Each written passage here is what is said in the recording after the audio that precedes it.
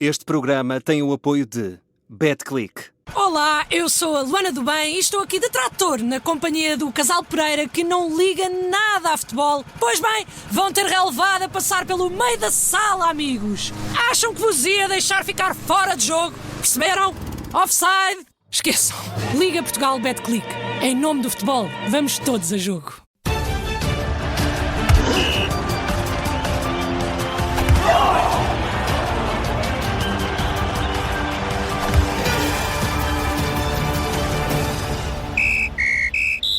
Aros Benfica, 7 da tarde, relato na Rádio Observador. Última etapa para a entrada do Benfica na fase regular da Liga Europa. E a posição portuguesa é de vantagem depois da vitória por 3-1 no Estádio da Luz. Mais tarde, 7h30, o Braga defrontou o Viena da Áustria e também tenta confirmar essa vantagem de 2-0 da primeira mão na Pedreira e chegar assim à fase de Liga da Liga Conferência. Antes disto tudo, 5 da tarde, sorteio da Liga dos Campeões para acompanhar numa emissão especial da Rádio Observador, onde vamos ficar a conhecer os adversários de Porto e Sporting na Champions. Eu sou o Nelson Ferreira para comentar a atualidade esportiva. Tenho hoje comigo o Augusto Inácio, Bruno Roseiro, João Castro e Pedro Henriques. Sejam bem-vindos, campeões. Bruno Roseiro, tenho-te aqui em estúdio. Começo por ti. Este Aros Benfica tem a equipa portuguesa em boa posição para seguir em frente. Numa época atípica, como dizia Marco Silva na conferência de imprensa da antevisão, começou muito cedo, com muitas pré-eliminatórias, sem Auschwitz, que será um titular indiscutível esta época no Benfica. Em princípio, que Benfica poderá ser este mais logo em termos de 11, um 11 que o Pedro Henriques já sabe, mas vamos confirmar com ele já daqui a pouco. Sem Auschwitz e sem Palhinha. Agora temos que começar a fazer essa contabilidade, porque agora já está confirmado. O Benfica que tem duas vantagens. Por um lado, a vantagem que conseguiu na primeira mão, ou seja, a vitória por 3-1 no Estádio da Luz, que muda por completo aquilo que poderia ser o contexto do jogo. E depois uma segunda vantagem que nesta altura é fundamental, que é não ter jogado na Primeira Liga. Eu diria que o Benfica nesta altura... Benfica e Braga, não é? Benfica e Braga, sim, nesta altura... Tiveram jogos adiados. Tiveram os seus jogos adiados. Nesta altura provavelmente serão das equipas em melhor ponto em termos físicos, também pelo calendário que tinham, e também por aí poderá ser uma vantagem para o Benfica. Portanto, não penso que exista grandes motivos para falar em relação a uma qualificação ou não. Com mais ou menos dificuldades o Benfica irá sempre qualificar-se, muito provavelmente com uma segunda vitória. Aquilo que estarei mais atento é, por um lado, a consolidação da parte ofensiva do jogo do Benfica, que me parece, e é óbvio para toda a gente, o grande salto deste Benfica com Marco Silva foi a capacidade que tem de criar oportunidades, marcar golos e colocar muitas unidades no último terço em zonas de finalização. Por outro lado, as melhorias ou não naquilo que nesta altura não estará tão bem na equipa do Benfica. Por um lado, as transições defensivas, por outro, as bolas paradas também defensivas. Portanto, é isso sobretudo que se espera, sem Augens, sem Palhinha, mas com um meio campo que até agora tem dado garantias. Pedro Henriques, e com que 11 vai apresentar o Benfica mais logo? Boa tarde. Não obstante haver alguma coisa de enigmático na conferência de imprensa do Marco Silva, que depois até falou sobre o Rios e falou que, portanto, que tinham que esperar, que o Circati não ia resolver os problemas defensivos e que tinham que esperar e ter paciência para saber qual é o 11. Eu não arriscava nada, até porque o Benfica, efetivamente, é tal vantagem 3-1, enquanto que o Aros até empatou 2-2 em Odense, tem 8 baixas ainda, portanto, daqueles que são jogadores potencialmente titulares, mas o jogo ainda não está resolvido. E uma coisa que eu gosto sempre de analisar, para perceber como é que, por exemplo, a própria UEFA olha para estes jogos e coloca não grau de dificuldade ou grau de facilidade daquilo que possa ser o resultado final, é ver a nomeação do árbitro, que é o alemão Daniel Seibert, que é um árbitro que está num patamar um bocadinho acima deste tipo de jogos, e portanto é porque a própria UEFA acha que ainda pode haver aqui alguma perigosidade. Relativamente ao 11, eu não arriscava e vou fazer pelo básico, que é o Samuel Soares, o Langley com o Tomás Araújo, e depois Badal, portanto, Bá à direita, Dal à esquerda, e depois os dois médios, Barreira Cheia e Leonardo Barreiro, que curiosamente, se calhar daqui a um mês estamos a falar de um Benfica para outro jogo qualquer, e eu estou a dizer Palhinha e Orsens, vamos lá ver se estou certo ou não, e depois Prestiani à esquerda, Rafa à direita e Sudakov nas costas para Pavlidis. Portanto, não arrisco nada, parece-me ser este o 11 mais lógico. Augusto Inácio, as duas equipas portuguesas, o Braga e o Benfica, estão aqui numa boa posição para seguir em frente, mas só olhando um bocadinho o futuro, são dois candidatos à conquista destas ligas, o Benfica na Europa e o Braga na Conferência? Boa tarde a todos. Olha, disseste quase tudo, disseste quase. O quase não quer dizer que é garantido. E o Benfica tem 2 gols de avanço, mostrou ser superior claramente a estes dinamarqueses. Mas sabes que nestas coisas do jogo, ainda por cima um jogo fora, o adversário, se marcar um golo, põe a eliminatória tremida. Igual ao Braga, vai à Áustria, se sofrer um golo primeiro, a eliminatória também fica tremida. Não dou como garantido que já estejam na fase de grupos, mas têm capacidade para estar lá, como é evidente, até para ganhar os jogos fora de casa, como vai acontecer com o Benfica e com o Sporting Braga. Por isso, eu estou como o Pedro Henriques. O Benfica sabe que não tem eliminatória segura, sabe que não pode estar agora a colocar aqui um ou outro jogador que não esteja já identificado com os processos que têm sido desenvolvidos. Eu diria que o Marco Silva vai jogar pelo seguro e o Braga também dentro daquilo que é a sua estrutura.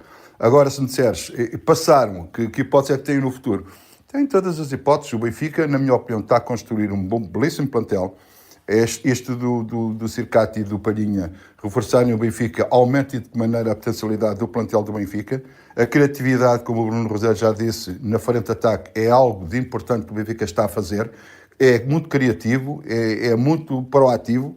Eu diria que o Benfica está-se a tornar uma equipa e com um plantel que pode ombrear claramente com Porto e com Sporting para ser campeão nacional. E nas provas internacionais, o Benfica também pode dar cartas, porque a Liga Europa não tem os nomes sonantes como tem a Liga dos Campeões, e pode avançar na competição, tal qual como o Braga, e fazer aqui um brilharete. João Castro, também vês um Benfica de Marco Silva em crescendo, assim como vão acontecendo os jogos do Benfica, parece que há melhorias que vão sendo visíveis na equipa. Marco Silva vai conseguindo dar já o seu cunho a este plantel. É uma vitória por 3-1 na primeira mão, mas depois do que vimos também esta semana com o Lask Linsk e o Celtic de Glasgow, deixa aqui antever cuidados por parte do Benfica para não dar a coisa como garantida. Boa tarde a todos. Sim, esta equipa foi campeã, mas está com muitas dificuldades, não só pelas baixas, mas pelo início também de campeonato. Eu acho que até ainda nem venceram no campeonato. Eu acho que é uma equipa que tem mais qualidade na frente do que atrás. Acho que tem uma frente de Liga Europa e tem uma defesa de segunda divisão, quase. Por causa também das baixas, e portanto eu acho que o Benfica acabará sempre por marcar lá. Mas concordo aqui com o que foi dito do Inácio. Se acabam porque têm essa qualidade na frente, marcar um primeiro golo, pode as coisas tornar-se um bocadinho mais complicadas, e o mesmo se aplica para o Braga. E eu acho que até o Braga pode ter aqui até mais dificuldades. E portanto vamos ver, é fundamental entrar bem, não ceder logo nos primeiros minutos a um golo que possa mudar o cariz destas eliminatórias. E respondendo à tua pergunta, sim, o Benfica tem melhorado, sobretudo pelas dinâmicas ofensivas construídas pelos triângulos nas laterais, ou seja, defesa, interior e extremo, que é de um lado e do outro do Benfica estão a funcionar bem. Sudakov também já mais dentro das dinâmicas que o Marco Silva quer, e depois a qualidade de Pavlidis, ou seja, estas dinâmicas de corredores do Benfica têm proporcionado ao Benfica criar situações de golo e tem marcado, e portanto acho que aí o Benfica está claramente melhor. Em relação às probabilidades de sucesso, eu acho que o Braga é mais candidato a vencer a Liga Conferência do que o Benfica, pese embora eu acho que o Benfica também, ou seja, mas acho que o Braga tem ali um bocadinho mais de hipótese na Liga Conferência, acho que por causa do nível das equipas. O Benfica também tem, mas vai apanhar mesmo assim aqui 3, 4, 5 equipas também muito fortes, mas vamos ver o que é que irá acontecer. Mas hoje espero bem que passem as duas equipas, para o bem do futebol português, mas atenção ao início dos jogos para não sofrer golos. João Castro, e João Virgínia vai para o Wolverhampton, é um jogador que esteve nos últimos anos no Sporting, mas que tem carreira em Inglaterra, principalmente nas camadas mais jovens. Como é que olhas para a reorganização das balizas do Sporting para atacar este campeonato? Olha, o Virgínia queria ter mais minutos, mas vai para o Wolves e vai lutar com o José Sá. Não sei se vai ter mais minutos. O Kaique vem do Palmeiras para o lugar de João Virgínia, portanto eu acho que há um estatuto do Rui Silva que ainda o favorece para ser titular, e depois vamos ver o que é que o Kaique consegue produzir para ver se chega ao nível do Rui Silva e se consegue agarrar a titularidade ou não. Mas eu acho que o Rui Silva mantém o estatuto de titular. Aqui é uma troca do guarda-redes menos titular do Sporting, ou o segundo guarda-redes, se quiser chamar assim, mas depois já sabe, se houver uma oportunidade, um abaixamento de forma do Rui Silva e o Kaique sobressair, é como tudo. Ainda agora o Samuel também ficou titular na baliza do Benfica, portanto os jogadores têm que estar sempre ali a top para manterem o seu lugar, mas acho normal o Virgínia aqui jogar mais. Não sei se vai conseguir, porque tem lá o José Sá também, mas acho normal. Acho que não é a contratação de um guarda-redes, diria eu, já com o estatuto de lutar de igual para igual com o Rui Silva. Isso eu acho que não é. Bruno Roseiro não tem tido muitos minutos por onde tem passado. João Virgínia vai agora de facto para um clube em que me parece que talvez César Peixoto, o treinador, tenha sido fator para a sua decisão ou para o convencer, mas tem José Sá como primeiro guarda-redes para já do Wolverhampton. Sim, em relação ao João Virgínia, eu não tenho muito a acrescentar em relação àquilo que o João disse, ou seja, vai sair de número 2 do Sporting para ir para o número 2 do Wolverhampton, para uma equipa que... Em termos financeiros deve ser bom. Deve ser bom e, pronto, apesar de tudo há ali também um objetivo desportivo, porque daquilo que eu vi até agora do Championship, muito por culpa do Wrexham, não é pelo Wolverhampton, mas daquilo que eu tenho de vista, acho que é uma das equipas claramente favoritas a subir novamente à Premier League. Em relação ao mercado do Sporting, em relação à baliza, dizer que aquela que poderia ter sido a grande mudança esvaziou-se em junho. E porquê? Em junho o Sporting aí sim pensou num guarda-redes que poderia chegar para o lugar de João Virgínia e que poderia discutir a titularidade com Rui Silva. A partir do momento em que essa oportunidade caiu, Rui Silva ficaria sempre como número 1 e a entrada de Kaique não me parece que vá abalar esse estatuto. Por outro lado, uma outra curiosidade em termos de mercado no Sporting, que foi provavelmente a equipa entre os candidatos ao título que mais cedo quis despachar e arrumar o plantel, e quando, por exemplo, o Sporting chega ao estágio no Algarve, tinha mais ou menos a sua base definida, mas que chega agora a esta última semana, aos últimos dias de mercado, com uma série de incógnitas. E vai chegar também Djibril Guié, que não é um central para a equipa A, vai ser para crescer na equipa B. Agora... Vem do Alavés. Tem 19 anos, creio.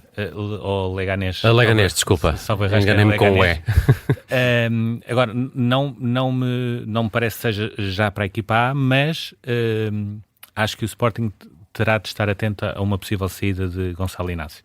Ninguém não do Luís Soares. O Luís Soares, acho que o grande problema de Luís Soares... A imprensa anda muito entretida com o assunto. Acaba no dia 4 de setembro. Sim, mas para andar entretido, acho que é mais engraçada a novela Julián Álvarez do que o Luís Soares, porque o Julián Álvarez ao menos tem quem o queira, e esse é o problema do Luís Soares. Por mais que o empresário tente, não tem propriamente esse mercado. Portanto, o problema de Soares é chegar dia 4 de setembro, que é quando ele percebe que vai ficar no Sporting. Em relação ao Inácio, eu diria que um possível avanço do Milan poderia alterar aqui a questão, na medida em que o Sporting terá de ir obrigatoriamente buscar um central que tenha pelo menos o estatuto de potencial titular. Temos que acelerar, mas queria só colocar rapidamente esta questão para uma rápida resposta do Augusto Inácio. Parece oficial, há instantes o Futebol Clube do Porto confirmou a venda de Eustáquio ao Swansea. Augusto Inácio não ia ter muito minuto com Farioli, não teve nos últimos tempos, apesar da titularidade na seleção do Canadá, Stefano Eustáquio. Sim, mas já se calculava que o Eustáquio, mesmo que o Fofana não viesse, o Eustáquio estava ali em stand-by, podia ser que ficasse, podia ser que não ficasse. Até que surgiu uma proposta do Swansea com a vinda do Fofana. Que tem um treinador português, não é? Sim, o Vasco Matos. É o Vítor Matos. Vítor Matos, sim. exato. Desculpa. Mas eu queria destacar aqui, sabes, há jogadores, podem não ser grandes jogadores, podem não ser jogadores brilhantes, mas são grandíssimos profissionais. E o Eustáquio, desde que está no Futebol Clube do Porto, tem demonstrado um caráter, um profissionalismo, uma entrega, um espírito de equipa, um autêntico capitão dentro do balneário, que dá pena que estes jogadores saiam desses clubes, que são verdadeiros exemplos. Mas, claro, a vida continua. Ele também tem que olhar para a vida dele. Mas eu queria destacar que, enquanto esteve ao serviço do Futebol Clube do Porto, jogando, não jogando, treinando, sendo convocado, não sendo convocado, foi sempre um grande exemplo. Aqui está um bom exemplo para os profissionais que querem ser jogadores de futebol. Augusto, fico desde já contigo e com o teu campeão desta quarta-feira. Desta quinta-feira, desculpa. Vai para o Mbappé, 3 gols ontem. O Real Madrid que fez uma primeira parte não muito boa, mas uma segunda parte boa, em que o Mbappé teve 3 gols. Ganhou 4-1 ao Real Sociedad. Queria dar também nota 20, como sempre faço, cada vez que jogam equipas portuguesas nas competições europeias, para o Benfica e para o Braga, daquilo que é motivação, daquilo que é crença, para que possam passar à fase seguinte. E isto não é nenhuma nota, mas queria deixar isto no ar, já que o Bruno Rosé também falou do plantel do Sporting. O que se passa com Pote? Vai, não vai, fica, não fica. Eu estou a dizer isto porque estava no Al Ittihad, o fundo de investimento não desbloqueava o dinheiro, e depois já era um estrangeiro que tinha que sair para a sua inscrição. Agora parece que o Al Ittihad já não está tão interessado no Pote, e o Pote continua a treinar no Sporting, e o Pote continua a não jogar no Sporting, e o Pote continua a não sair do Sporting. O que se passa? É preciso que realmente se esclareça. Eu sei que o final disto tudo, das transferências na Arábia, acaba no dia 6 de setembro. Mas é estranho, há tanto tempo que o Pote anda nisto e nunca mais há uma saída. Vamos ter de aguardar. Bruno Roseiro, alguma nota para Pote ou para o campeão desta quinta-feira? Disseste tudo, aguardar.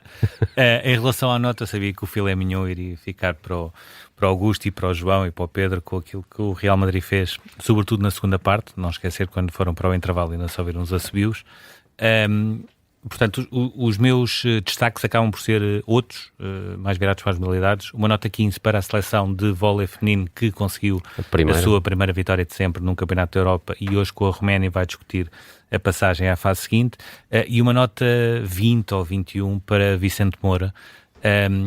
O Vicente Moura foi conhecido por ter sido muitos anos o presidente do Comitê Olímpico de Portugal, mais ou menos há uma década, 11 anos sensivelmente, teve um infarto, teve mal, virou-se completamente ou ainda mais para o desporto e acaba de bater o recorde nacional dos Campeonatos da Europa de Masters em natação para idades entre 84 e 89. Pode parecer um bocadinho estranho, mas acho que é bom olhar para pessoas de 88 anos que ainda conseguem fazer os 50 metros livres em pouco mais de 40 segundos a nadar. Quem me dera. Pedro Henriques, vamos ao teu campeão desta quinta? Não vou para o Real Madrid, vou para a Rádio Observador, só para relembrar aqui à malta que nos está a ouvir. Nota 20 para a Rádio Observador, hoje 16h45, 18h40, em direto com o sorteio da Liga dos Campeões. Depois a malta, se fosse o João Baião, dizia, vai fazer um xixizinho ao Dona Maria, e depois regressa, porque depois às 19 já estamos com o Benfica até às 21 horas e vamos picando também o Braga. Portanto, é ligar a Rádio Observador para a Champions League e para aquilo que é o sorteio. É a grande prova do mundo a nível de clubes, obviamente, e depois também para aquilo que esperemos que seja de sucesso, Benfica e Braga, na passagem eliminatória. Muito bem. João Castro, fechamos contigo. Olha, em relação ao Pote, só uma nota. A partir de que fecha o mercado, e se ele não sair, pode ser o grande reforço do Sporting para esta época, por mais incrível que pareça. Depois, em relação às minhas notas, obviamente, para a vitória do Real Madrid, nota 17 para o Mourinho pela vitória, e depois para a Champions, claramente, já boa sorte aos clubes portugueses para hoje, mas para a Champions, que é a prova maior, a prova rainha, e que o ano passado tantas alegrias me deu, obviamente com uma excelente participação do Sporting.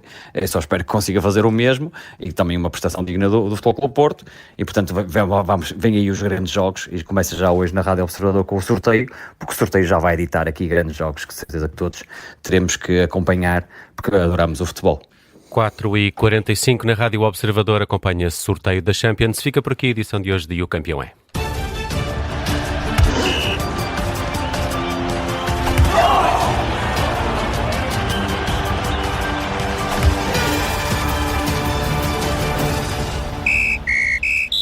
Este programa tem o apoio de BetClick.